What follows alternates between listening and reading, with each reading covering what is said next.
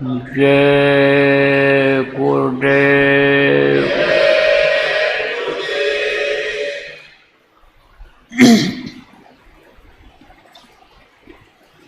सर्वसमर्थ सर्वत्र अस्मरणीय परम पूज्य गुरु जी महाराज, उपस्थित सभी जीवी वर्ग, वकील लोग, एसोसिएशन के पदाधिकारी, अध्यक्ष तथा अन्य गणमान्य,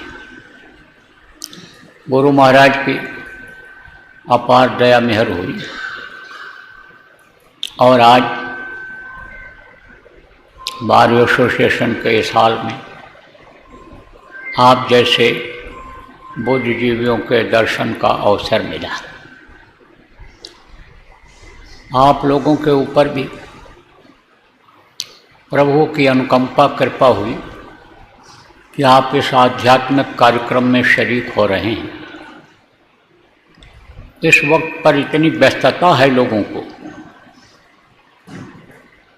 कि धर्म, कर्म और आध्यात्म के बारे में सोचने और समझने का समय नहीं निकल पा रहा है। लेकिन आध्यात्म प्रमुख चीज़ है। आध्यात्म से ही धर्म निकला है दोनों एक तरह से एक ही। जैसे सिक्का होता है, दो पहलू होते हैं सिक्के के, लेकिन आध्यात्म प्रमुख है। सिक्का समझ लीजिए आप कि सिक्का है। धर्म क्या है? धर्म क्या बताता सिखाता है? धर्म दुनिया की इन आँखों से देखने वाली चीज़ों के बारे में सिखाता, बताता है और पालन कराता है। नियम कानून जो इंसान ने बनाया, रहने खाने का तौर तरीका सीखने का, यह सब ज्ञान कौन देता है? धर्म देता है। तो पहले तो एक ही धर्म था। जब दुनिया संसार बना था, सतयुग का युग था, जब उस प्रभु ने बनाया अंडज, पिंडज, उखमज और स्थावर। अंडज किसको कहते हैं? जिनसे यानी अंडे से जिनकी उत्पत्ति होती है। पिंडज किसको कहते हैं? जैसे ये मनुष्य हैं। उखमज किसको कहते हैं? मनुष्य के पसीने से जो पैदा होते हैं। स्थावर किसको कहते हैं? पेड़ और पौधों को। तो शुरू में इनकी संख्या थी 30 लाख स्थावर बनाए गए थे, जिनको विष्णु भगवान, जिनको शिव भगवान कहा गया, शिव जी ने बनाया था। 27 लाख आप पे समझो उखमज बनाए थे, जिनको विष्णु ने बनाया। और 23 लाख यानी जिसमें 14 लाख आप समझिए कि आसमान में उड़ने वाले जो पक्षी हैं वो बनाए गए, और 9 लाख जल के जीव। ये इन तीनों की जो माँ हैं, आद्या महाशक्ति जिनको कहा गया, उन्होंने बनाया था। और 4 लाख पिंडज है, इसको ब्रह्मा ने बनाया। पिंड में हम आ पाते हैं, ये भी आते हैं। लेकिन मनुष्य शरीर में 5 तत्व पूरे हैं। जल, पृथ्वी, अग्नि, वायु और आकाश, ये 5 तत्व हैं। उनमें कि 4 तत्व होते हैं खाली। इस शरीर को चलाने वाली जो शक्ति है जीवात्मा, मनुष्य के दोनों आँखों के बीच में बैठी हुई है और उनके यहाँ हृदय में रहती है। यहाँ से ऊपर का हिस्सा चलता है और मनुष्य का यहाँ से पूरा शरीर का संचालन होता है। अभी आपको बताऊंगा शरीर की रचना के बारे में। तो ये 4 खान और 84 लाख योनियाँ बनाई गई थी। 84 लाख योनियों में ये सब कीड़े मकोड़े, आसमान में उड़ने वाले पक्षी और ज़मीन पर चलने वाले ये बनाए गए थे। तो उस वक्त पर एक ही धर्म था, एक ही भाषा थी और एक ही धर्म था। कौन सा धर्म? जिसको सनातन धर्म कहते हैं। जिसको मानव धर्म कहते हैं। हर इंसान के पालन के लिए उस वक्त पर यह बनाया गया था। किसने बनाया था? ऋषि मुनि और महात्माओं ने। किस आधार पर बनाया था? वेदवाणी जो हुई थी, आकाशवाणी जो हुई थी, वेद की रचना जिससे हुई, उनको आवाज़ अंदर में सुनाई पड़ा था।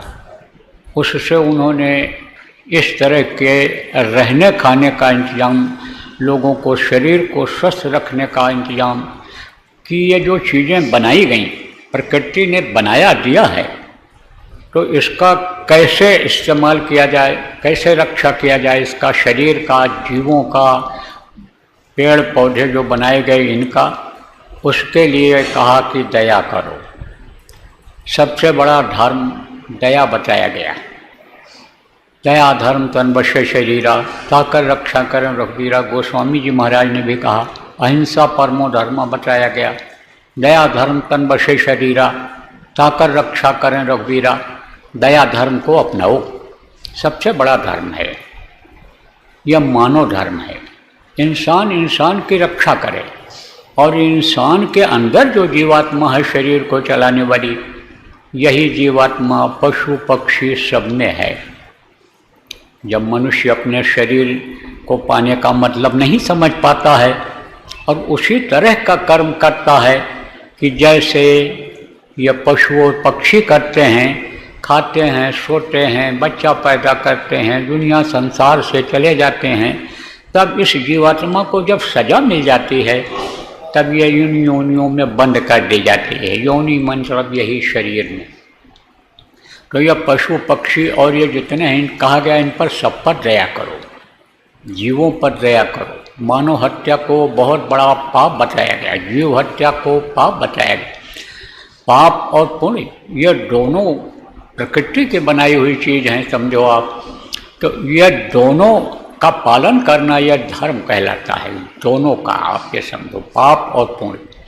यानी आप ये समझो पुण्य को अपनाओ और पाप को खत्म करो। पाप आ जाता है, कहाँ से आता है?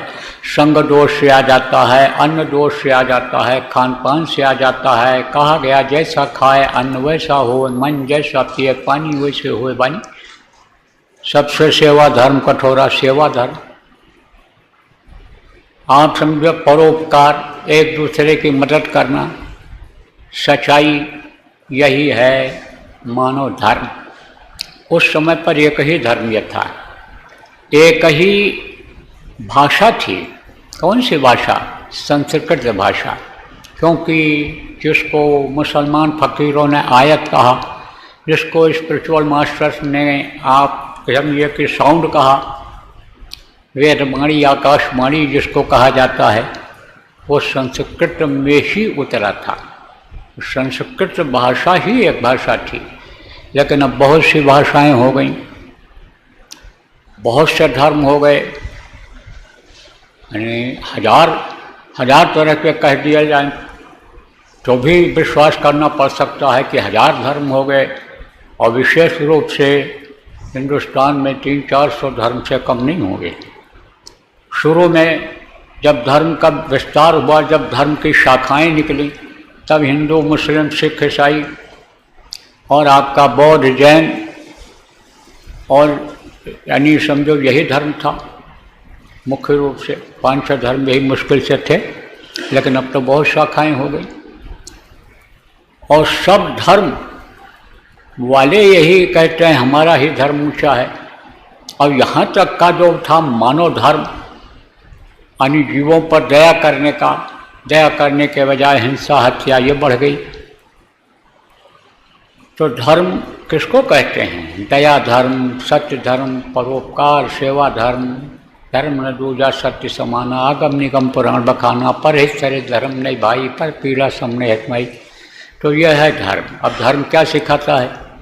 धर्म सिखाता है कि यानी शरीर को स्वस्थ रखो, उसके लिए अपना जिसको कर्तव्य कहा गया कि यह धर्म बनता है कि अपने शरीर के खाने का इंतजाम कर लो, कपड़े का इंतजाम कर लो, घर मकान बना लो, और जो परिवार से जुड़े हुए लोग हैं उनकी भी देख रेख कर लो, सेवा कर लो, यह धर्म सिखाता है। और आध्यात्म क्या है?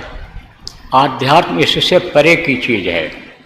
इन बाहरी आँखों से जितनी भी चीज़ों को हम देखते हैं वो धार्मिक धर्म के अंतर्गत आती हैं, और जिनको इन बाहरी आँखों से नहीं देख पाते हैं वो क्या है? वो है आध्यात्म। उसको पराविद्या कहते हैं।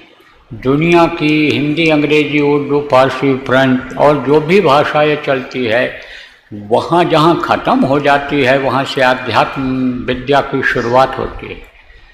जहाँ आप समझो कि दुनिया का सारा धन दौलत और ये सब जहाँ फेल हो जाता है वहाँ से आध्यात्मिक दौलत की शुरुआत होती है। तो आध्यात्मिक दौलत क्या है? आध्यात्मिक दौलत यह है, आध्यात्म का मतलब यह है कि जहाँ का जीव तहाँ पहुँचावा। ये जो मनुष्य शरीर हमको आपको मिला है कुछ समय के लिए, इसके अंदर जो परमात्मा की अंश जीवात्मा, ईश्वर अंश जीव अविनाशी, चेतन अमल सहज सुख राशि परमात्मा की अंश जीवात्मा को उस परमात्मा तक पहुंचा दिया जाए, इसको मुक्ति दिला दिया जाए। मुक्ति माने क्या होता है? शमशान घाट पर आप कहीं जाओ, देखो कहीं कहीं लिखा रहता है मुक्ति धाम, मोक्ष धाम।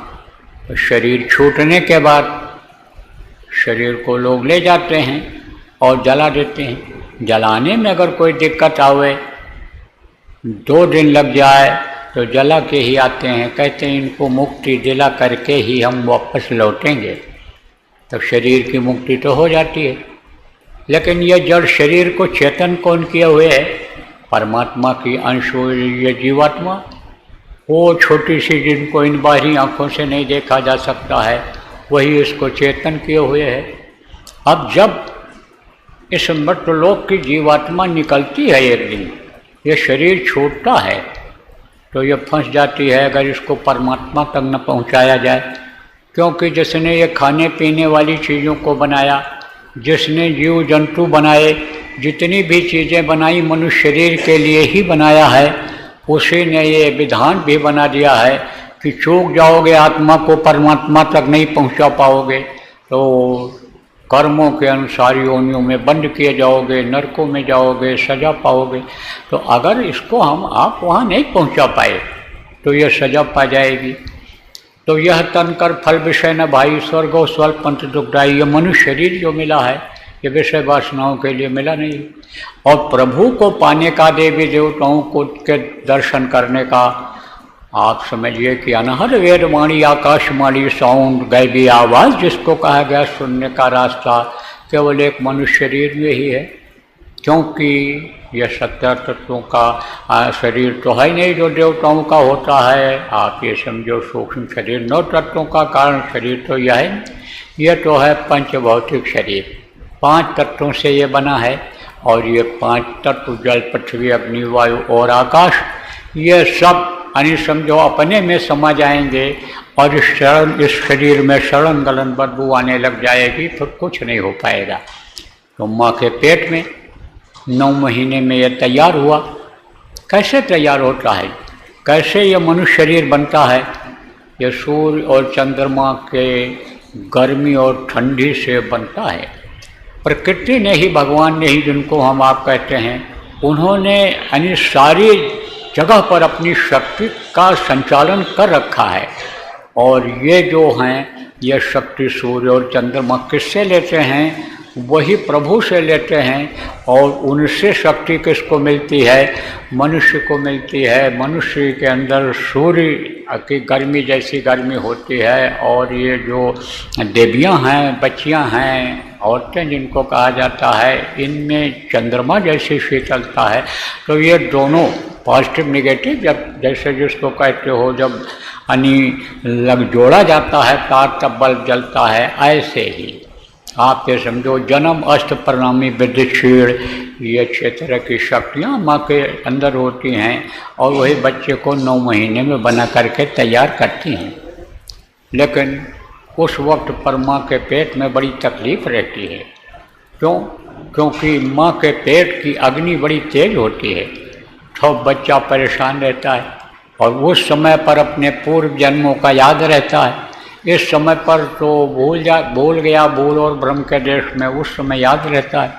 तब जब हम आप भी सब लोग माँ के पेट में रहे तो प्रभु का जब दर्शन किया, उनकी झलक मिली, तब उनसे प्रार्थना किया था कि अब प्रभु कृपा करो यही भांति, सब तज भजन करहु दिन राति, सब कुछ तज करके दिन रात भजन करेंगे, प्रभु आपको कभी भी नहीं भूलेंगे। लेकिन देखो, आने के बाद माँ के पेट के बाद वो आ गया भूल और भ्रम के देश में प्रभु याद नहीं आ रहे, असली चीज़ याद नहीं आ रही है, असली चीज़ याद नहीं आ रही है। मौत और प्रभु यही दोनों सत्य हैं, बाकी जगत मिथ्या। आप ये समझो, दुनिया की जितनी भी चीज़ें हैं इनको लेकर के कोई गया? कोई नहीं गया। ये मृत लोक है। जितने भी लोग आए, चाहे राजा महाराजा रहे हों, चाहे सेठ साहिब, छोड़ करके जाना पड़ा, तो शरीर छोड़ना पड़ेगा। और कहा गया, क्या लेकर तू आया जग में, क्या लेकर तू जाएगा, सोच समझ ले रे मन मूर्ख, आखिर में पछताएगा। कोई कुछ लेकर गया? कहते हैं मुट्ठी बांध करके आए हो, हाथ फैला करके चले जाओ। इसका अर्थ क्या है कि यानी जीवात्मा को बचाओ। जीव की रक्षा बहुत बड़ा पुण्य का काम होता है, इसकी रक्षा करो। यह असीला काम है कि इसको मुक्ति दिलाओ। इसको परमात्मा तक पहुंचने का रास्ता इसी मनुष्य शरीर के अंदर में है। तो अब उसके लिए भी हमको आपको कुछ करने की ज़रूरत है, क्योंकि समय निकल जाएगा तो उस आध्यात्म की जानकारी नहीं हो पाएगी। वो प्रभु जो पूर्ण आध्यात्मिक है, पूर्ण धार्मिक जिसको कहा जाता है, वो है, उस तक हम पहुंच नहीं पाएंगे। इसलिए उसके लिए भी प्रयास करना चाहिए। अब प्रभु को देखा जा सकता है, जितने भी संत आए, जितने भी समर्थ लोग आए, सब ने बताया कि मनुष्य शरीर में ही भगवान मिलता है। जो तिल माही तेल है, जो चकमक में आग, तेरा साईं तुझ में जान सके सो जान, कस्तूरी कुंडल बसे मृग ढूंढे बनमाही, ऐसे घट घट राम है। दुनिया देखत में घट घट में है, विराज रहे, घट घट में विराज रहे हैं वो। देखो बच्चियों, जो आप बैठी हो, ध्यान दो, मीराबाई ने क्या कहा था, घट घट मेरा साइया, सोनी सेज न कोई, बलिहारी हुआ घट का, जा घट पर घट हो। सबके अंदर उस मालिक का निवास है। लेकिन कहोगे दिखाई क्यों नहीं पड़ता है? दिखाई इसलिए नहीं पड़ता है कि वो अंदर में है, और अंदर में आपके क्या चीज़ है, बाहर से आपको दिखाई नहीं देता है। लेकिन दिखाई कब पड़ता है? जब इस जीवात्मा में जो एक आँख है वो आँख खुलेगी तब वो दिखाई पड़ेगा। सभी तो गोस्वामी जी ने कहा, उघर विमल बिलोचन ही के, मिटे दोष दुख बहु रजनी के, सूझें रामचरित मणिमाणी, गुप्त प्रकट जो यह मानस के अंदर राम का जो चरित्र हो रहा है तब दिखाई पड़ेगा, जब वो तीसरी आँख खुलेगी। अब तीसरी आँख खोलना और तीसरा कान जो अनि है उसको खोल करके वो जो आकाशवाणी वेदवाणी है सुनना, ये ऐसे बड़ा मुश्किल है। लेकिन अगर कोई युक्ति बता दे, उपाय बता दे, कोई सूत्र ऐसा दे दे, तो अभी वो सुनाई पड़ सकता है। देवी देवताओं का दर्शन हो सकता है, प्रभु का दर्शन हो सकता है। जैसे आप कोई पॉइंट पा जाते हो वकालत में और उससे मुकदमा देख लेते हो कि हारा हुआ है, लेकिन उससे जीत जाते हो। ऐसे ही अगर कोई मिल जाए जानकार जो उस प्रभु के मिलने का रास्ता बता दे, तीसरी आँख खोलने का रास्ता बता दे, उस पर ये जो कर्मों की मैल जमा है उसको धोने का रास्ता बता दे, तो प्रभु का दर्शन आसान हो जाएगा। अब आपसे अगर पूछा जाए बुद्धिजीवियों से कि ये दुनिया किसने बनाया है, तो कहोगे इसको भगवान ने बनाया। गांव का सीधा साधा आदमी, रोज कमाने खाने वाला, शाम को भगवान का नाम लेकर सो जाने वाला नहीं बता पाएगा। लेकिन आप पढ़े लिखे हो, आप बताओगे। पूछा जाए दुनिया किसने बनाया, तो आप बताओगे कि भगवान ने बनाया। अब दुनिया बनाने वाला अगर मिल जाए तो दुनिया की चीज़ों के लिए तरसना पड़ेगा? नहीं तरसना पड़ेगा। फिर तो जो इच्छा कीन्ही मन माही, हर प्रताप का दुर्लभ नहीं। पहले के समय में जब आदमी अपने इस जिंदगी के जीने के 24 घंटे में से 1 घंटा 2 घंटा समय निकालता था और भगवान को याद करता था, भगवान की शक्ति शरीर के अंदर में ले आता था, प्रभु की ताकत जब आ जाती थी, प्रभु का दर्शन मिल जाता था, तो जो इच्छा कीन्ही मन माही, हर प्रताप का दुर्लभ नहीं। जिस चीज की आदमी इच्छा करता था उसकी वो इच्छा पूरी हो जाती थी। सती सावित्री ने देखो पति के प्राण को वापस ले लिया। सती अनसुईया ने ब्रह्मा विष्णु महेश को छोटा छोटा बच्चा बना दिया, तो वो शेख शक्ति थी। हनुमान जी को जब संजीवनी बूटी लेने के लिए जाने को हुआ, दूरी ज़्यादा थी, समय कम था, तो बोले अब हमको उड़ कर जाना पड़ेगा। तो अब भारी भरकम शरीर से कोई कैसे उड़ सकता है? तब उन्होंने इच्छा किया। उनके अंदर कौन सी शक्ति आई? अणुमा शक्ति आई। अणुमा शक्ति का काम क्या है? छोटा बना देना। छोटे बन गए और जब उड़ करके गए, पहाड़ उठाने को जब हुआ, देखे पहचान में बूटी नहीं आ रही है, पौधा नहीं आ रहा है, तब उन्होंने कहा भाई अब तो इसको पहाड़ को ही उठाकर लेकर चलना पड़ेगा। तो अब भारी भरकम शरीर नहीं होगा तो उठाएंगे कैसे? तब फिर उन्होंने इच्छा किया तो भारी भरकम शरीर हो गया, पहाड़ उठा लिए, उड़ने को हुआ, फिर छोटे हो गए, फिर लाए रख दिया, फिर बड़ा हो गया। तो ये सब शक्तियाँ हैं, अणुमा गणुमा लहिमा मगमा वशीकरण, ये सब 8 सिद्धियाँ, 8 सिद्ध 9 निधि जिसको कहा गया, ये सिद्धियाँ ये सब आ जाती हैं, ये कदम चूमने लगती हैं। देखो सकल पदार्थ है जग माही, कर्महीन नर पावत नाही। सब कुछ इस दुनिया संसार में है, लेकिन कर्म नहीं करता है उसको वो चीज़ नहीं मिलती है। देखो भारत ये आध्यात्मिक देश है, भारत से ही आध्यात्म की बेल बढ़ी, पूरे विश्व में फैली। आप ये समझो ये क्या है? भारत विश्व का ये आध्यात्मिक गुरु रहा है। तो ये सब कुछ यहाँ भारत देश में है, लेकिन हम कर्म नहीं करते हैं, हमको कोई रास्ता बताने वाला नहीं मिलता है।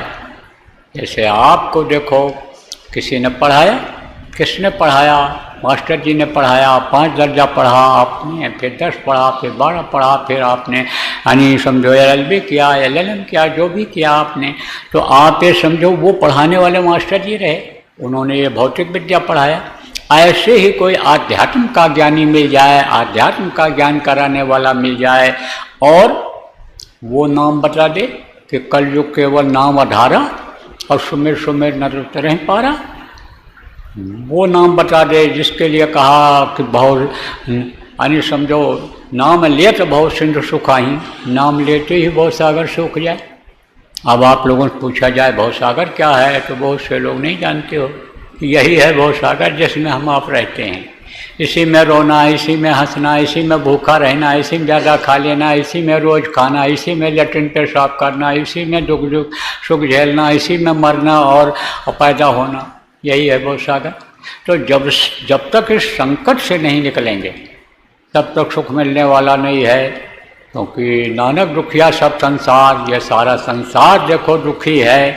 जिसके पास नहीं है वो तो रो ही रहा है, लेकिन जिसके पास है वो उसमें दुखी है। जिसके बच्चे नहीं हैं कहता एक बच्चा कहीं से हो जाता, जिसके 4 बच्चे हैं कहते हैं कहोगे बहुत सुखी आप हो गए, बोले ये मर जाते तो ठीक था, जीने नहीं दे रहे, सब दुखी। न राजा को शांति, न रैयत को शांति, न पूंजीपति को ही नींद आ रही है। जैसे बताया ना, नानक दुखिया सब संसार, सब दुखी हैं। तो दुख के सागर में लौट लौट करके ना आना पड़े, एक बार में नाम का सुमिरन करना आ जाए, नाम मिल जाए जो इस भवसागर से पार करा दे, तो ये जीवन का पाना सार्थक हो जाएगा। तो कौन सा नाम के बारे में उदाहरण देकर आपको इसलिए समझाता हूँ कि जैसे दलील आप पेश करके मुकदमा जीतते हो, आप समझो उसी तरह से ये अन्य उदाहरण देकर समझाता हूँ कि आप बुद्धिजीवियों के समझ में बात आ जाए। नंबर 2 बात, कहीं आप यह न सोचो कि बाबा अपने मन से सब बता रहे हैं, इसलिए कह रहा हूँ। तो कौन सा नाम है?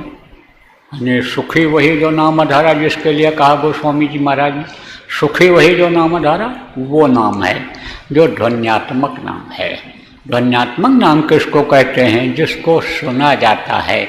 जैसे से यह सारा संसार बना, अंड पिंड ब्रह्मांड बना, देवी देवता बने, उसी से शब्द से ही ये सब अनि जुड़े हुए हैं, रुके हुए हैं। हम आप भी शब्द से ही अनि रुके हुए हैं। शब्द ही हमको आपको चला रहा है, शब्द ही सब कुछ है। तो वो है ध्वन्यात्मक नाम। और वर्णात्मक नाम क्या है?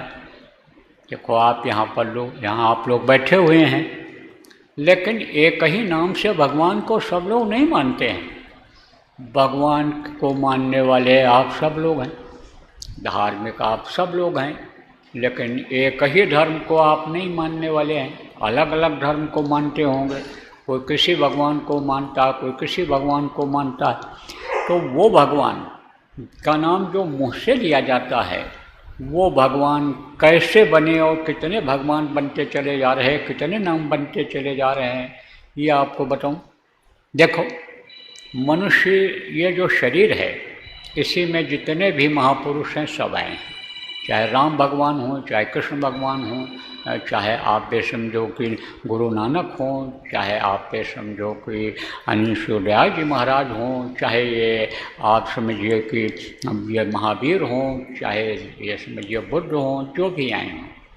तो मनुष्य शरीर में जब वो आए और जिस काम के लिए वो आए, उस काम को करने के लायक बनाने वाले उस वक्त के जो गुरु थे, उनके पास वो पहुँच गए या ऊपर से उनको हुक्म हुआ और उन्होंने उनको खींच लिया।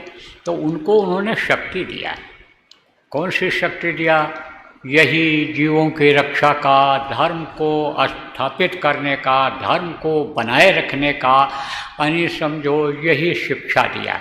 अब जब वो शरीर छोड़ करके गए और मनुष्य जो काम करता है उससे अच्छा काम उन्होंने किया, लोगों के लिए किया, तो उन्हीं को लोग मानने लग गए और उन्हीं के नाम पर धर्म हो गया और उन्हीं को भगवान लोग मानने लग गए।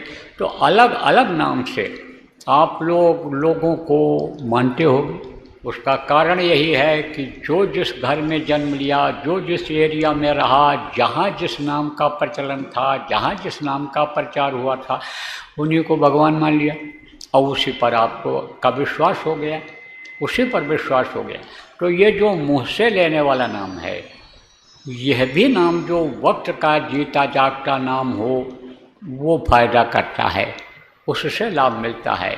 जैसे राम राम बोल करके, राम के समय में त्रेता युग में यानी पत्थर पर राम राम लिख दिया, राम बोल करके, और सारे पत्थर तैरने लगे थे। कृष्ण भगवान जब आए, कृष्ण नाम में शक्ति थी। कृष्ण कृष्ण जिसने जहाँ पर पुकारा, कृष्ण खड़े हुए मिले, द्रौपदी ग्राह को उबारा। आप समझिए जब कबीर साहब आए, सत्साहम नाम में शक्ति आई। राधा स्वामी नाम को जब जगाया, जगाने का मतलब क्या होता है? आप कहाँ से जुड़े हैं इसका मतलब, इसको आप नहीं जान पा रहे हैं। आपके ये परे की चीज़ है। हम आप जितने भी लोग हैं सब उस परम शक्ति से जुड़े हुए हैं। एक दो बार आप जब सत्संग सुनेंगे तब आगे का जो वर्णन किया जाता है वो बताया जाएगा, तब इसको समझ पाएंगे। लेकिन ये आप समझ लीजिए कि एक सर्वोपर शक्ति है जिसमें 33 करोड़ देवी देवता रुके हुए हैं, टिके हुए हैं, जिसके सहारे इनके यानी जो देवता हैं यानी ब्रह्मा विष्णु महेश, इनके जो पिता समझ लीजिए या पालन करने वाले समझ लीजिए, जन्मदाता समझ लीजिए, वो जहाँ से टिके हुए हैं, जहाँ से जुड़े हुए हैं, इनकी माँ आद्या महाशक्ति, ईश्वर ब्रह्म पार ब्रह्म जहाँ से जुड़े हुए हैं वो है परम शक्ति। तो वहीं से हम आप जुड़े हुए हैं। तो जब कोई जानकार आते हैं और नाम को उससे जोड़ देते हैं तब उसमें शक्ति आ जाती है, ताकत आ जाती है। जैसे ये हमारे गुरु महाराज अभी कुछ समय पहले इस धरती पर थे, अब तो ये अपने निज धाम चले गए। इन्होंने जय गुरुदेव नाम को जगाया था और जय गुरुदेव नाम बोलने से आज भी लोगों को बहुत फ़ायदा हो रहा है। उठ करके लोग बोलते हैं, सोने से पहले बोलते हैं, चलते फिरते बोलते हैं, मुसीबत में बोलते हैं, फ़ायदा हो रहा है। जो सच्चे भाव से, सच्चे हृदय से, निर्मल चित्त से बोलते हैं उनको फ़ायदा होता है। और ऐसे अगर कोई गलत काम करने के लिए बोलता है, गलत मानस बना के बोलता है, तो फिर उसको सज़ा भी मिल जाती है। जैसे कोई चोरी करने के लिए जाए, व्यभिचार करने के लिए जाए, गलत काम करने के लिए जाए, उसमें आजमावे तो पकड़ा जाएगा, मार पड़े।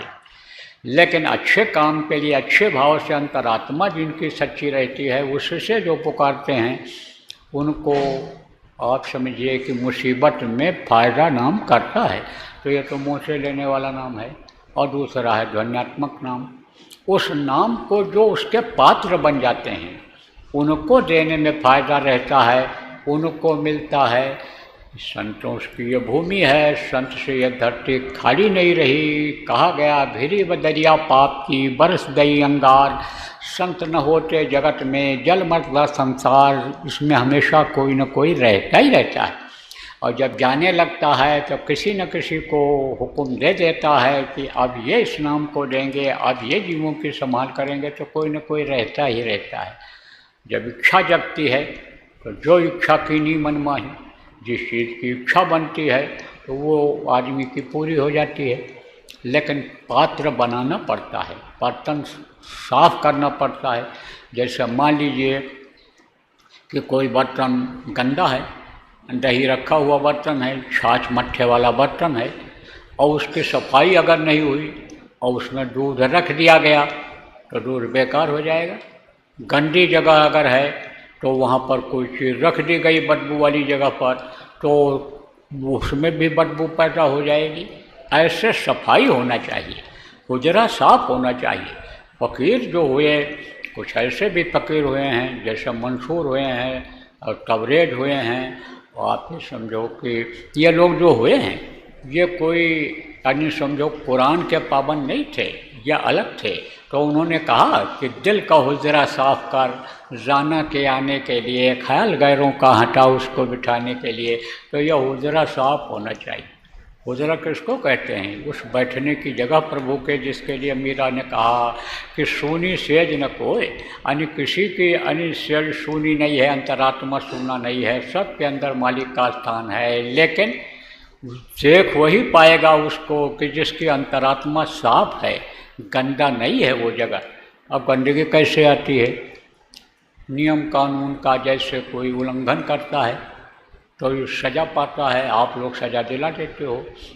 यह ऐसी जगह है कि जहाँ न्याय मिलता है। तो ये न्याय तो यहाँ ऐसा न्याय है कि इसमें परिवर्तन किया जा सकता है, लेकिन ऊपर का जो नियम है उसमें कोई परिवर्तन नहीं होता है, कोई परिवर्तन नहीं। यहाँ बदलाव आ जाता है, वहाँ बदलाव नहीं होता। यह परिवर्तनशील संसार है, यहाँ बदलाव होता रहता है, वहाँ बदलाव नहीं होता है। वहाँ तो केवल एक है, बस केवल एक हुक्म चलता है, उसी का एक नियम चलता है, और उसके पास कोई भी शोर सिफारिश, कोई भी यानी दलील पेश करने का वक्त ही नहीं रहता, जिसको यमराज कहते हैं। तो सज़ा तो देते देता है। जैसे आप समझिए कि जज साहब लोग यहाँ आपके यहाँ बैठते हैं, उनका काम क्या है? न्याय करना। तो जो अपराध करेगा उसको सज़ा देते हैं।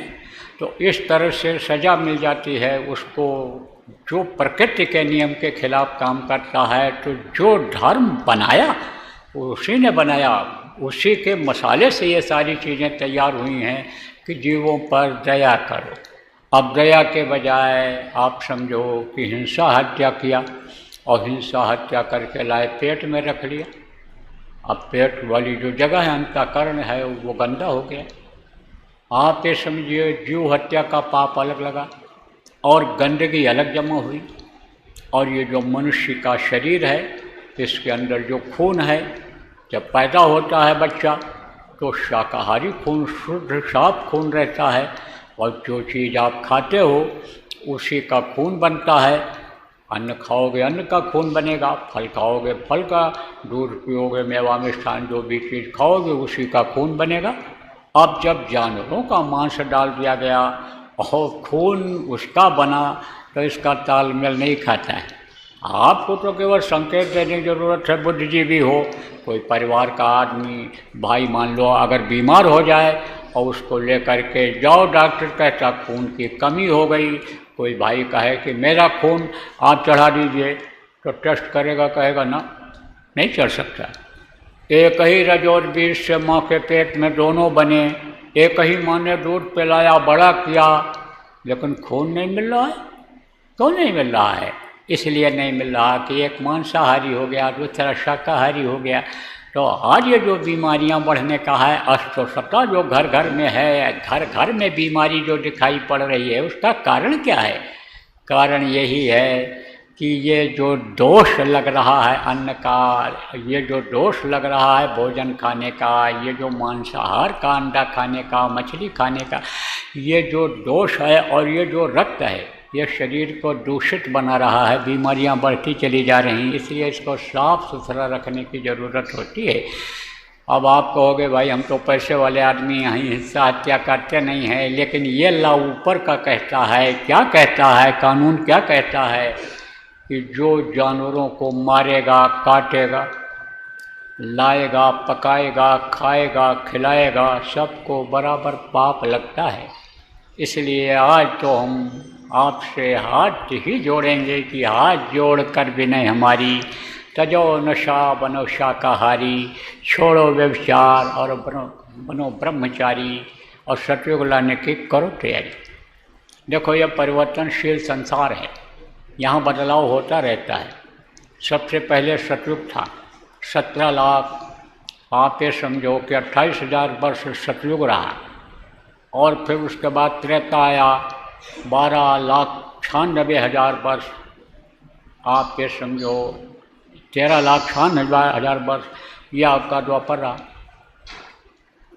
और उसके बाद में यानी ये आपका त्रेता रहा, त्रेता, और उसके बाद 8,32,000 वर्ष द्वापर, 8,64,000 वर्ष द्वापर, 4,32,000 वर्ष कलयुग, इसका ये युग है। तो ये बदलाव होता रहता है, यह परिवर्तनशील संसार है, यहाँ बदलाव होता रहता है। तो एक युग के बाद दूसरा युग आता है, तीसरा युग आता है, चौथा युग आता है। तो कलयुग में ही सतयुग आने की बात मिलती है। लेकिन पुराण के 40वें अध्याय में भी लिखा है, सूर सागर में भी लिखा है, जगन्नाथ दास की उड़िया किताब में भी लिखा है, और हमारे गुरु महाराज जी जिनकी तस्वीर लगी हुई है, ये बराबर कहते रहे कलयुग में कलयुग जाएगा, कलयुग में सतयुग आएगा। अब कैसे आएगा, क्या होगा, आज बताने का समय नहीं, लेकिन विश्वास करो मेरी बातों पर कि कुछ समय के लिए सतयुग आएगा। अब सतयुग जब आ जाएगा, सतयुग के लायक लोग नहीं रहेंगे, देखने वाले नहीं रह जाएंगे, तो आके क्या करेगा? इसलिए सतयुग के लायक लोगों को बनाने की ज़रूरत है। तो सतयुग में कोई भी, आप ये समझिए कि दुनिया में, अगर दुनिया में सतयुग का व्यापक प्रभाव हुआ, पहले तो यहीं आएगा, हिंदुस्तान में उतरेगा, उसका नज़ारा दिखाई पड़ेगा। और ये भी बता दें कब दिखाई पड़ेगा, देश में जिस दिन गौ हत्या बंद हो जाएगी, उसी दिन से सतयुग के किरण इस धरती पर पड़ती हुई लोगों को दिखाई पड़ जाएगी, नज़ारा सतयुग का दिखाई पड़ने लगेगा। तो सतयुग आएगा, और सतयुग आएगा तो आप पे समझो सतयुग के देखने लायक लोगों को बनना पड़ेगा। तो सतयुग में क्या होगा, कहीं भी कोई भी मांस की दुकान नहीं होगी, मछली की दुकान नहीं होगी, ऐसे नशीली चीज़ों की दुकान नहीं होगी कि जिससे आदमी होश में नहीं रह जाता, मदहोश हो जाता है, अपने पराये की पहचान खत्म हो जाती है, माँ बहन की पहचान खत्म हो जाती है, ये दुकानें नहीं रहीं। सतयुग योगी सब विज्ञानी, सब योगी विज्ञानी हों। सतयुग में यानी आप पे समझो कि सब ज्ञानी होंगे, वो समय आएगा। लेकिन वो ऐसे कैसे आ जाएगा, उसके लायक तो बनना पड़ेगा। अरे उसके लायक बनेंगे तभी तो ब्रह्म का विचरण करने वाले बनेंगे, जिससे प्रार्थना किया गया अभी आपसे कि बनो ब्रह्मचारी। ब्रह्मचारी का मतलब क्या होता है कि बच्चा न पैदा करो, देश का ये जो व्यवस्था है, दुनिया की व्यवस्था, ये ख़त्म कर दो। ब्रह्मचारी का मतलब होता है एक नारी ब्रह्मचारी, एक आहारी सदा व्रतधारी, जो कहा गया एक नारी ब्रह्मचारी। तो सतयुग देखने के लिए आप समझो कि ब्रह्मचारी बन करके आप ये समझो यानी आहार विहार व्यवहार सही करके सतयुग को देखा जा सकता है, तभी ब्रह्म में विचरण करने लायक हो सकते हैं। इसलिए प्रार्थना आपसे किया गया कि भाई ऐसा बनो और लोगों को बनाओ। देखो मनुष्य ही एक ऐसा है कि जो परोपकार कर सकता है। बाकी तो ये आते हैं, ये तो आप ही चरे। जानवर जो होता है वो उसके सामने चारा डालो, दूसरा आके खाने लगेगा तो पहले वो उसको मारेगा फिर वो खाएगा। रोटी डालो किसी के सामने से, दूसरा कुत्ता आ रहा हो तो वो कुत्ता रोटी छोड़ के उसको भगाएगा, खाएगा। लेकिन मनुष्य अपने रोटी के एक रोटी में से एक टुकड़ा, दो टुकड़ा जो होता है दूसरे को खिला के खाता है। यह भारतीय संस्कृति रही है। तो आपको परोपकार का भी एक मौका मिला है, सेवा का मौका मिला है शरीर से। सबसे बड़ी सेवा यही है कि लोगों के अंदर सुधार आ जाए, लोगों के अंदर मानवता आ जाए, लोग शाकाहारी नशा मुक्त ईश्वरवादी बन जाएं, आध्यात्म को समझें, आध्यात्मवादी बन जाएं, अपने इस जीवात्मा का कल्याण कर लें, नरक 84 से छुटकारा पा जाएं। यह लक्ष्य के लिए हम आपसे आज प्रार्थना करेंगे। तो आप सब लोग अपने अपने स्तर से दूसरी चीज़ प्रयास करिए, जो जितना कर सकिए। ये यानी बहुत बड़ा आपका योगदान होगा, परोपकार होगा। परिवर्तन की बेला है, परिवर्तन होगा, बदलाव होगा, इसमें दो राय नहीं है।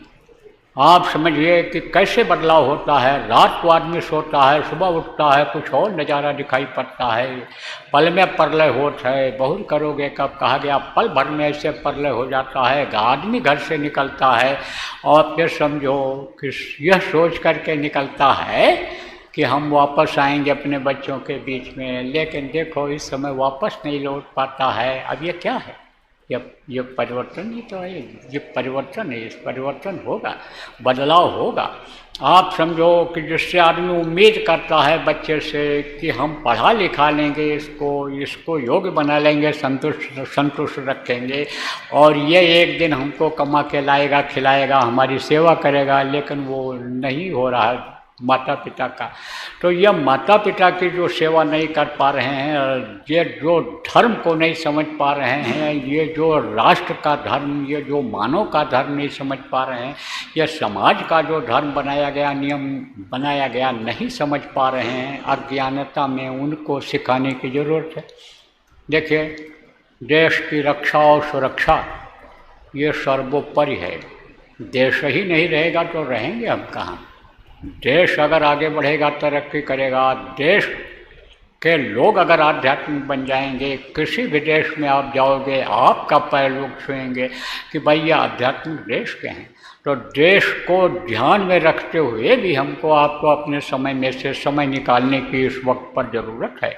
विशेष तौर से देश किसके ऊपर निर्भर करता है, देश का विकास, देश की आध्यात्मिकता, देश की मानवता किस पर निर्भर करती है? युवा वर्ग पर करती है।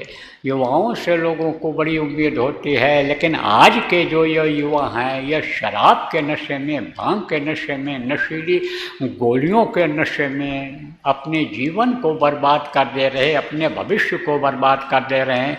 इस पर आप लोगों को ध्यान देना चाहिए, अपनी तरफ से योजना बनानी चाहिए कि जिससे इनके अंदर ये जो बुराइयां आ रही हैं नशे वाली, वो ख़त्म हो जाएं। ऐसा नशा इनके अंदर चढ़ाने की ज़रूरत है कि जो अलल से हैं, मस्ती में डूबे, होश कब है उन्हें ज़िंदगी का, जो हमेशा मस्त रहते हैं। कहा ना, फ़कीर ने ही कहा कि जाम मुल्ला तेरा रोज़ पीना, मस्तों का नहीं है करीना, जो चढ़ती उतरती है मस्ती वो हकीकत की मस्ती नहीं है। जब आध्यात्म की मस्ती चढ़ जाती है, ऊपरी लोकों का रस मिलने लगता है, अमृत रस का पान जब जीवात्मा करने लगती है, तब ये दुनिया का नशा फीका लगता है। अभी मन कहाँ है? मन ही शरीर का राजा। मन कहाँ है इस समय हमारा आपका? यानी मन कहाँ चला जाता है? ये खाने की तरफ, देखने की तरफ, सुनने की तरफ, नभ्या जिभ्या स्वाद जिसको कहते हो, उधर मन चला जाता है और इसी में यह फंसा हुआ है, इसी में मन लगा हुआ है। इधर से जब हटेगा, ऊपर का जब अमीय रस पिएगा, तब इधर इंद्रियों के घाट का यह रस तीखी मिर्ची की तरह से लगेगा। तो कहा गया, कर ले निज काज जवानी में, इस 2 दिन की जिंदगानी में। निज काज जो हमेशा यहाँ भी आपके काम आवे, ऊपर काम आवे, आपके बच्चों के काम आवे, परिवार मित्र साथियों के काम आवे।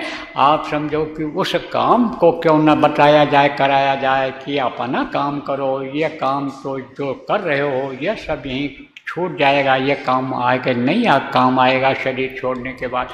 तो आप ये समझो इसके लिए प्रेरणा दिया जाए लोगों, तो मुख्य रूप से समझ में कब आएगी लोगों, जब ये जो नशीली चीज़ों का सेवन छोड़ेंगे, ये जो खान पान इनका गलत हो रहा है कि जिससे इनके अंदर थोड़ी ही देर में क्रोध आ जाता है, वो जब छूटेगा, नशा छूटेगा, तब ये बच्चे सुधर पाएंगे। यही राम, यही कृष्ण, यही बाबा, यही अनि समझो आपकी बुद्ध, यही गौतम, यही नानक बन पाएंगे।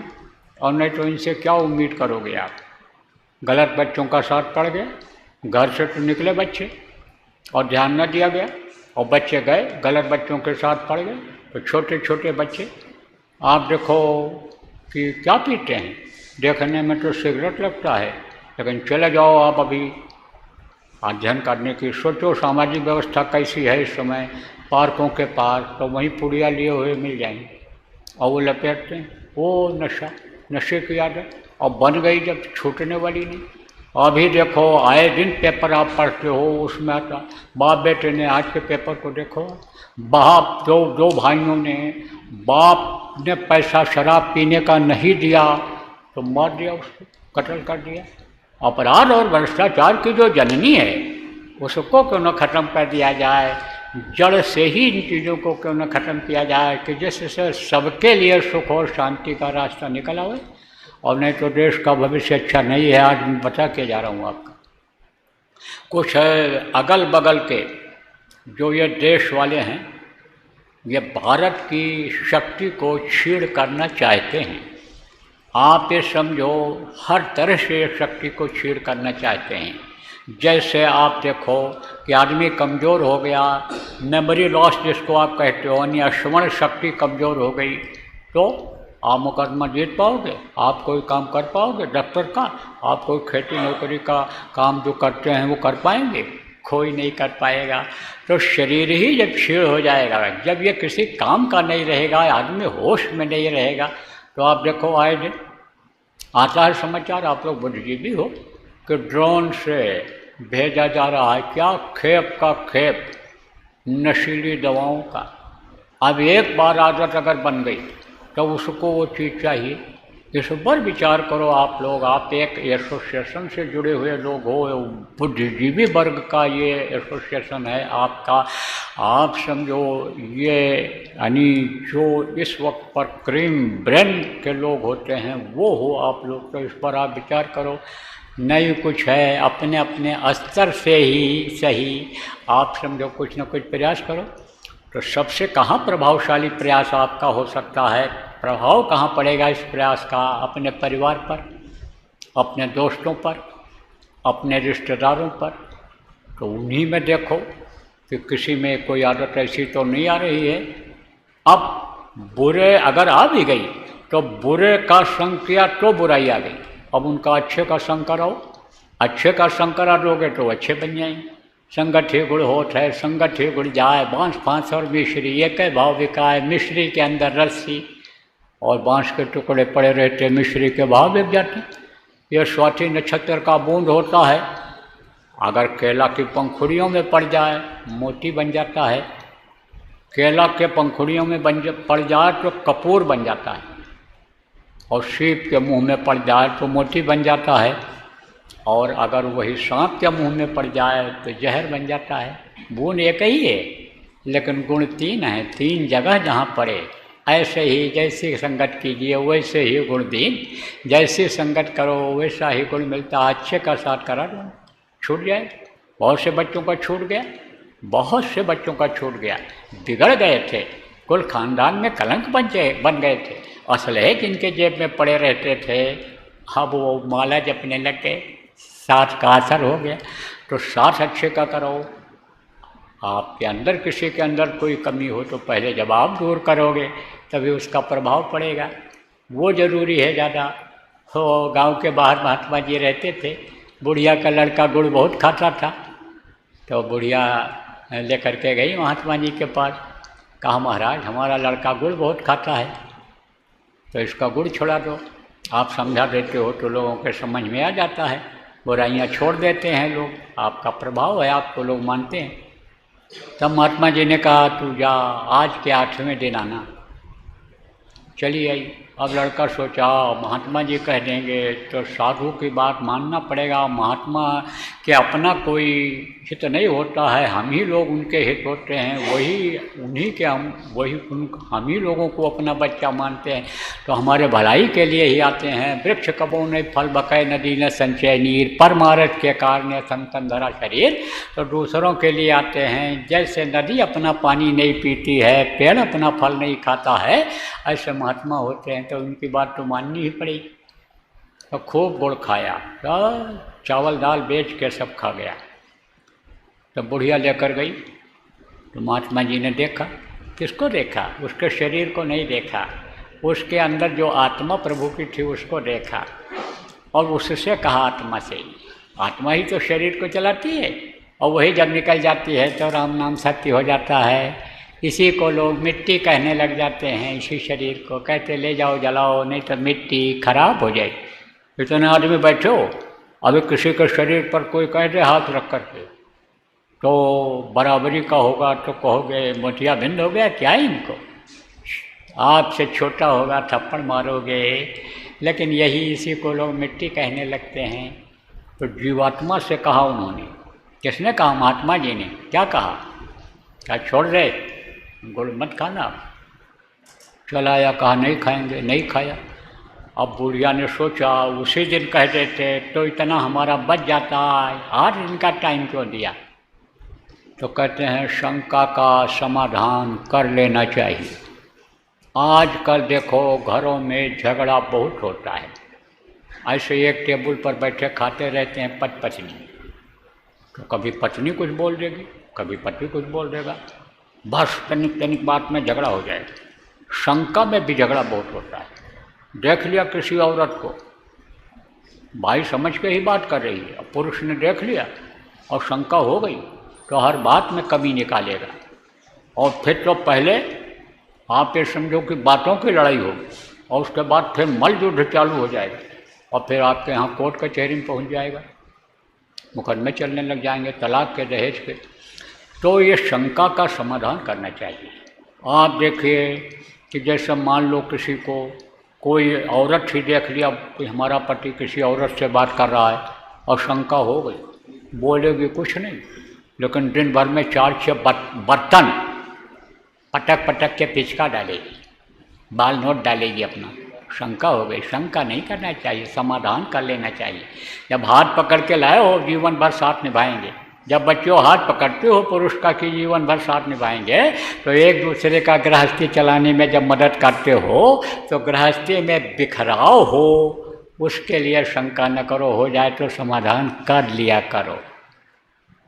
सोच रहिए, एक को गुस्सा आ जाए दूसरा चुप हो जाए, तो झगड़ा टला कि नहीं टला, और एक डाल डाल दूसरा पात पात, तब तो फिर लड़ाई होनी ही होनी है। यह सब जीने का सूत्र है, कम खाओ कम खाओ, थोड़ा बर्दाश्त कर लो तो बचे रहोगे झगड़ा झंझट टेंशन से, और एक रोटी का भूख रख करके खाओ तो बीमारियों से बचे रहोगे। तो शंका हो गई बुढ़िया को। तो बुढ़िया ने क्या कहा? कहा कि महात्मा जी से पूछा जाए चल करके। तो गई तो कहा महाराज जी आप उसी दिन को नहीं कह दिए। तब उन्होंने कहा अरे इसलिए नहीं कहा कि मैं भी गुड़ खाता था और इतना खा जाता था कि नहीं रहता था गुड़ और पैसा मेरे पास, तो मेरी इच्छा होती थी कि ये जो हमारा कमंडल है, ये जो टमड़ी है, इसको बेच करके और मैं गुड़ खा जाऊँ। तो मैंने पहले अपना गुड़ छोड़ा, तो हमारी बातों में दम आया, प्रभाव आया, और उस प्रभु की शक्ति आई, तब मैंने इससे कहा तभी छोड़ा। तो पहले खुद के अंदर जो कमियां हों उसको निकाला जाए तब तो प्रभाव पड़ेगा, और नहीं तो बस यही होगा कि हाथी का दांत अलग, खाने का अलग, दिखाने का अलग है। तो देश की जो हालत खराब हो रही और समाज की जो हालत खराब हो रही और नौजवान जो ये बिगड़ते चले जा रहे हैं, ये जो आप ये समझो कि इनके अंदर बुराइयां आती जा रही हैं, इस पर हमको आपको अब सोचने समझने विचार करने की आवश्यकता है। हम तो समझिए आपकी उतना पढ़े लिखे आप जैसे हैं नहीं, हम तो समझो आपकी गुरु के आदेश का पालन करने में, अपने गुरु के आदेश का पालन करने में लगे हुए हैं। लेकिन आप लोग बुद्धिजीवी हैं, पढ़े लिखे हैं, आपका बहुत बड़ा समाज है। आप अपने स्तर से ही अगर इसमें लगेंगे तो देश भी बचेगा, धर्म का ह्रास जो हो रहा है धर्म भी बचेगा, और आध्यात्म की ये बेल बढ़ेगी, और आप ये समझो लोगों को सुख शांति मिलेगा, समय पर जाड़ा गर्मी बरसात होगा।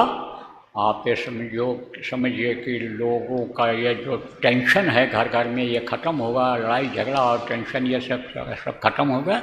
और जब तक आदमी यहाँ रहेगा सुखी रहेगा। और नाम जैसा मैंने आपको बताया, ध्वन्यात्मक नाम अगर ले लिया, उसको अगर याद करने लग गया, 24 घंटे में 1 घंटा सुबह शाम अगर समय देने लग गया, तो आप ये समझो कि इस जीवात्मा भी नरक और 84 से बच जाएगी। ये फिर समझो दोबारा जन्म लेने के लिए जन्मते वक्त जो तकलीफ़ होती है, बच्चा देखो रोता हुआ पैदा होता है, छटपटाता है जब पैदा होता है, और मरते समय भी हड्डी हड्डी चटकती है, आँख की रोशनी ख़त्म हो जाती, कान से सुनाई नहीं पड़ता, ज़बान पुतली हो जाती है। तो ये सब तकलीफ झेलनी नहीं पड़े और हमारा आपका मानव जीवन ये सफल हो जाएगा। तो अब आपका समय ज़्यादा हम नहीं लेंगे। आपने जो ये समय 1-1.25 घंटा का हो रहा है, जो समय आपने रखा, तो उस समय के अंतर्गत हम समय की कीमत को देखते हुए समाप्त करेंगे। लेकिन हम फिर आपसे एक बार ये प्रार्थना करेंगे कि दिल में थोड़ी सी हमारे प्रति जगह बनाइएगा। हमारे ये गुरु महाराज हैं, इनके प्रति थोड़ी सी जगह बनाइएगा, और दर्श स्पर्श फिर कभी मौका मिलेगा तो दीजिएगा। और हमारा आश्रम जो है मुख्य रूप से है उज्जैन में आश्रम है, वहाँ पर कार्यक्रम होते रहते हैं। जैसे अभी दीपावली का कार्यक्रम होगा, होली का भी होता है, गुरु महाराज का भंडारा होता है, नए वर्ष का 1 तारीख का कार्यक्रम होता है, ये तो वहाँ पर फिक्स है। यहाँ भी छोटे छोटे शहर में भी बने हुए हैं जगह, साधन भजन करने के आश्रम टाइप का भी बना हुआ है, तो यहाँ भी हमारा आना जाना रहता है। कभी खबर लगेगा आपको तो आप दर्शन दीजिएगा। देखिए, मिलने जुलने से ही प्रेम बढ़ता है, और प्रेम अगर बढ़ जाता है तो प्रेम में बहुत कुछ काम बन जाता है। हमारे आपके अंदर प्रेम पैदा हो जाएगा, हम आप मिल कर के फिर बहुत कुछ कर सकते हैं। हमारा यानी समझो कि जो भी कार्यक्रम होता है जगह जगह भीड़ बहुत होती है, लेकिन बुद्धिजीवी आप जैसे वर्ग के लोग जो है कम आते हैं, और वो जो जनता है जिस चीज़ को चाहती है वो पूरा नहीं हो पाता है। लेकिन होता है क्योंकि कृपा होती है। लेकिन जैसे किसी को सोना मिल जाए तो वो कीमती चीज़ मिल जाती है, उसको खुश हो जाता है। ऐसे अगर आप लोग भी इसमें सहयोगी हो जाएंगे अच्छा समाज बनाने में, सत्युग का प्रादुर्भाव इस धरती पर कराने में, तो सोने में सुगंध जैसा हो जाएगा। तो हमारे ये अध्यक्ष महोदय शर्मा जी, आपके बार एसोसिएशन के, और ये अपने सेक्रेटरी साहब, इन लोगों ने हमको लिखित पत्र दिया, 2 बार भेजा। और फिर ये बेचारे अभी लखनऊ में कार्यक्रम था हमारा, यानी समझिए कि वहाँ पर यानी शरद पूर्णिमा का कार्यक्रम था 16-17 तारीख को इसी महीने में, तो ये बेचारे गए भी, और वहाँ फिर इन्होंने कहा, तो मुझे तो जाना था उधर, लेकिन मैं कहा चलो निकाल करके चलेंगे। तो बहुत अच्छा संयोग बना, आप जैसे दिव्य मूर्तियों का दर्शन मिला, और इनको हम बहुत बहुत धन्यवाद देते हैं।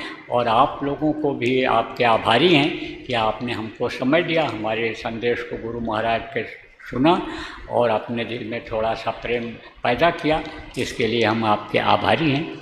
हमारे देखो हम छोटे आदमी हैं, हमारे कहने में अगर आपको कोई बुरा लगा हो तो आप उसको माफ़ करेंगे, और अच्छी बात अगर आपको कोई मिली हुई होगी तो उसको भूलिएगा नहीं। भूल भ्रम के देश में उसको जानिए, जिसको सुने हैं उसको आजमाइए, उसको फैलाइए, और उसमें कुछ इस परिवर्तन की बेला में अच्छा समाज बनाने में मदद कीजिएगा। बोलिए जय गुरुदेव। मैं एक प्रार्थना बोलूँगा और उसके बाद ये कार्यक्रम संपन्न हो जाएगा, या जैसा भी हमारे अध्यक्ष महोदय का आदेश होगा, जो भी होगा वो हो जाएगा। जय गुरुदेव। मेहर के नजर करो मेरी ओर, मेहर के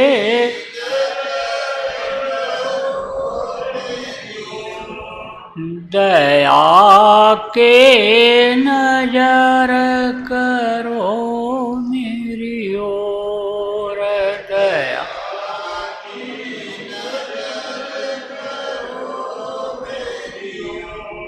निश दिन तुम्हें निहारूं सतगुरु निश,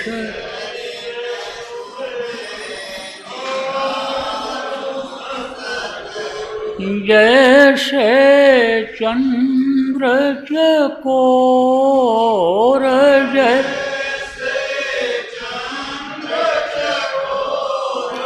दया के नजर करो मेरी ओर,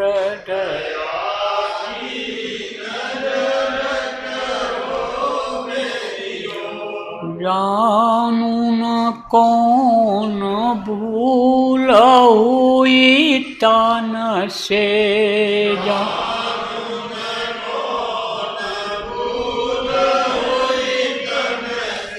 लियो हमसे मुख मोड़,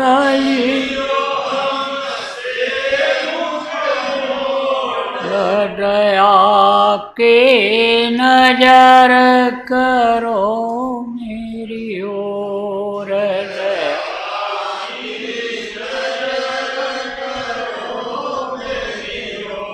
बालक जानी चूक बिसराओ,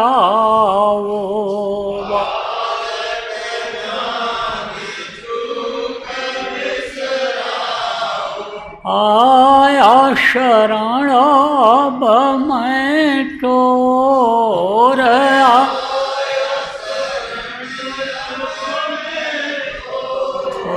दया के नजर करो मेरी ओर,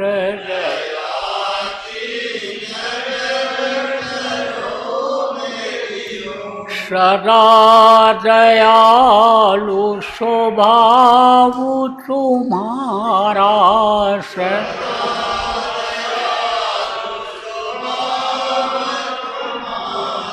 मेरी बेरिया कस भयऊ कठोर, मेरी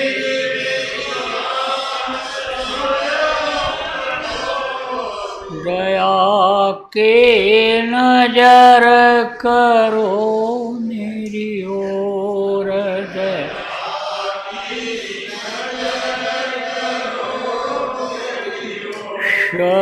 शरणागत की लाज न राखो,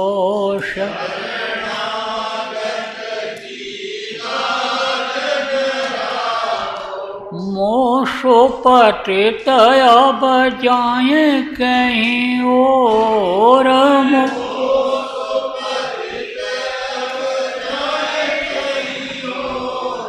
दया के नजर करो मेरी ओर,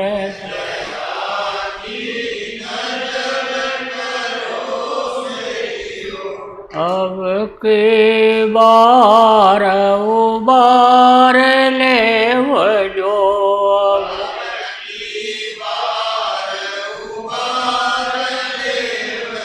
फिर न डर बाप गही मगोर, बेर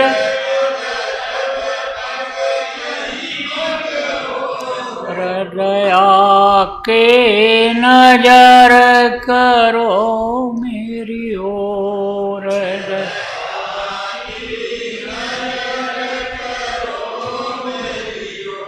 मेहर के नजर करो मेरी ओर, मेहर के नजर करो मेरी जय गुरुदेव।